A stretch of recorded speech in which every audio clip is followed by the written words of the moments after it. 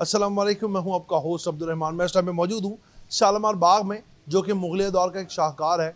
बादशाह जो थे वो अमूमन शाही खर्च थे, इसीलिए ना अब वो मुगलिया दौर बचा ना वो शाही खर्चे बचे। कहा जाता था कि उनको कोई भी जगह पसंद आ जाए वो ख़रीद लेते थे, चाहे कोई शख्स पसंद आ जाए उसको अपना ग़ुलाम बना लेते थे, मुँह मांगी कीमत दिया करते थे। इसी तरह शालीमार बाग भी उन्होंने तामीर करवाया, जिसको 3 तख्तों पर मुश्तमिल बनाया गया। फ़रा बख्श, फैज़ बख्श और हयात बख्श के नाम पे वो 3 तख्त थे। तकरीबन 80 एकड़ का इसका रकबा था और 6 लाख रुपए की तकरीबन लागत से इसको तैयार किया गया और 18 माह का कम अरसे में इसको तामीर कर लिया गया। 1641 से लेके 1642 तक ये शाहकार बनाकर बादशाह सलामत यहाँ पर आकर लुत्फ़अंदोज़ हुआ करते थे। जिस तख्त पे इस टाइम में मौजूद हूँ, मेरे आपको अगर कैमरामैन दिखाएं, इसके दरो दीवार देखें तो ये फैज़ बख्श के नाम से मशहूर है। ये तख्त यहाँ पर बादशाह ख़ुद बैठ कर मैसूर हुआ करते थे। उस टाइम की जो ठंडी ठंडी हवाएं होती थी उससे लुत्फ़अंदोज़ होते थे। और नीचे इसके एक बड़ा ही खूबसूरत व्यू आता है। और अगर इसकी दूसरी जानिब बिल्कुल सामने देखा जाए, जो शालीमार बाग की किसी दौर में एंट्रेंस हुआ करती थी, वो सामने बिल्कुल जो है वो पहला तख्त है जिसको फ़रा बख्श कहा जाता था। और उसके बिल्कुल स्टार्ट में जो रास्ता है उसको बादशाह की आराम गाह कहा जाता था, जहाँ पर बादशाह सलामत आराम किया करते थे। और यहाँ पर तकरीबन 410 के करीब फव्वारे नस्ब किए गए हैं, जो इसकी खूबसूरती में 4 चांद लगाते हैं। ये फाउंटेन्स चला करते थे। अब तो यहाँ पर उस तरह की खामोशी नहीं है।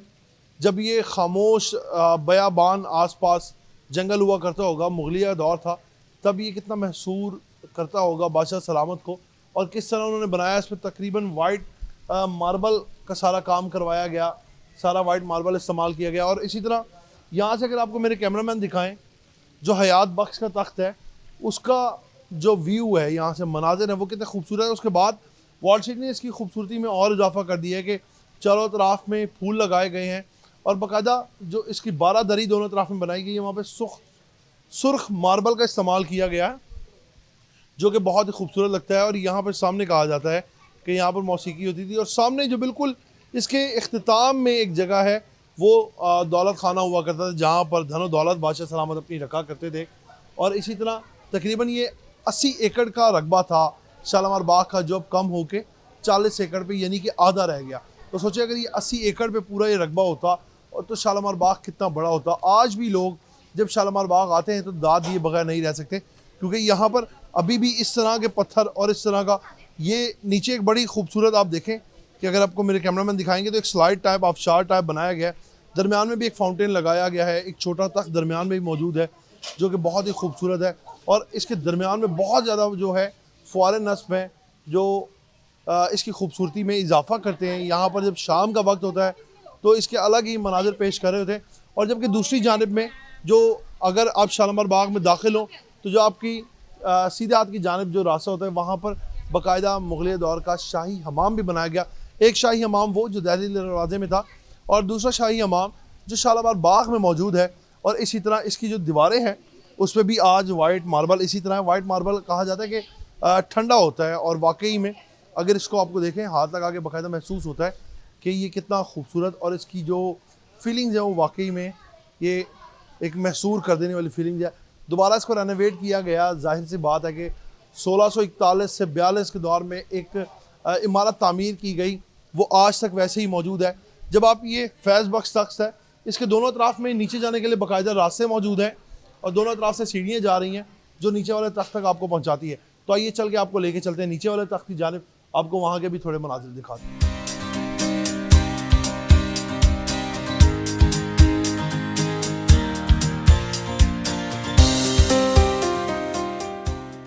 जैसे कि आपको बताया कि फ़रा बख्श पहला तख्त, फिर फैज़ बख्श, फिर हयात बख्श, ये तीनों तख्त इसकी शान व शौकत है। अब ये जो है रास्ता, ये अमूमन बादशाह सलामत इस्तेमाल किया करते थे। इनकी स्टेयर्स आज भी इतनी खूबसूरत है कि आप यकीन करें कि ये स्टेप्स आप जब उतरे यहाँ से तो आपको जिस तरह अमूमन आजकल जो स्टेयर्स डाउन होते हुए फील होता है कि थकावट वगैरह नहीं, उस टाइम बादशाह सलामत जो थे वो आपको पता है शाही लोग जो थे वो बड़े आराम पसंद हुआ करते थे। ये तमाम जो है ये सुर्ख मार्बल इस्तेमाल किया गया, जो कि कहा जाता है कि राजस्थान से आया करता था। तो इसी तरह ये यहाँ पर देखें, इसके बाद यहाँ पर आकर भी एक ठंडा का एहसास होता है। तमाम ये सुर्ख मार्बल से ही बनाया गया है। उसके बाद यहाँ से जो रास्ता है ये बाहर आ जाता है दूसरे तख्त की जानिब, जो कि दूसरा तख्त है। और बादशाह सलामत आपको पता है कि अपने मर्जी के थे, जहाँ उनका दिल करता था वहाँ बरजमान होते थे।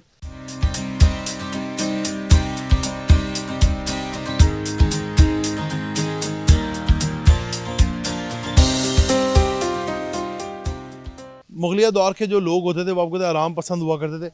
इसी तरह लेकिन अब जो है चूँकि ना वो दौर रहा ना वो बातें रहीं, तमाम जो है ये आसपास आप अतराफ़ में देखेंगे, कैमरामैन आपको दिखाएंगे, तो ये तमाम सुर्ख मार्बल से बनाया गया। और ये दरो दीवार हाथ लगा के महसूस होता है कि बहुत ज़्यादा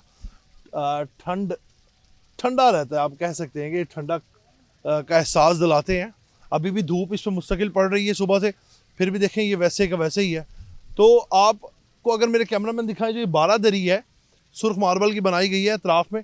यहाँ पे म्यूजिशंस बैठा करते थे जो कि मौसीकी सुनाया करते थे बादशाह सलामत को, और यहाँ पर बैठ कर बादशाह सलामत अपने पसंदीदा जो है वो गाने सुनते थे। अब आपको मेरे कैमरामैन दिखाएं तो जो दरमियान वाला तख्त है फैज़ बख्श, और उसके बाद जो सामने आखिर में तख्त है हयात बख्श जिसको कहा जाता है, वहाँ पर कहते हैं कि नीचे जो आर्चीज़ जलाया करते थे ऑयल की मदद से, जो दिए टाइप जलाते थे वो जलते थे, ताकि जब वो सौन भादों का मौसम होता है ना, तो वो जो एक लाइट पैदा होती है तो वो उसको महसूर करते थे। यानी कि आप ये देखें कि उस दौर में किस तरीके से वो अपने आप को महसूर करने के लगाए जाते थे। और बाकायदा ये जो आपको इस जानिब मेरे अगर कैमरामैन दिखाएंगे तो ये जो आपको नज़र आ रहा है ये मोर्चा टाइप होता था। जो गुंबद है शालीमार बाग के, ये इसके अतराफ़ में मौजूद है, मोर्चा टाइप होता था। क्योंकि जैसे मैंने आपको बताया कि 80 एकड़ पे ये इसका रकबा मुहित था, लेकिन अब कम हो के सड़कें तामीर हो गई, कुछ इंक्रोचमेंट की जगह कुछ घरों में कुछ उस दौर से घर बनते आए, तो ये तंग होते होते तकरीबन आधा यानी कि 40 एकड़ रह गया है। ये इस टाइम पे शालीमार बाग की खूबसूरती है। लेकिन अतराफ़ में इसके आज भी बहुत बड़े बड़े बागात मौजूद हैं। तो सोचिए जब ये 80 एकड़ के रकबे में मुहित होगा तब ये कितना बड़ा हुआ करता होगा, तब इसमें कितने कितने बड़े बड़े बागात मौजूद होते होंगे। ये स्लाइडिंग वाले रास्ते हैं, क्योंकि यहाँ पे घोड़ों और हाथी भी कहा जाता है कि इस्तेमाल किए जाते थे।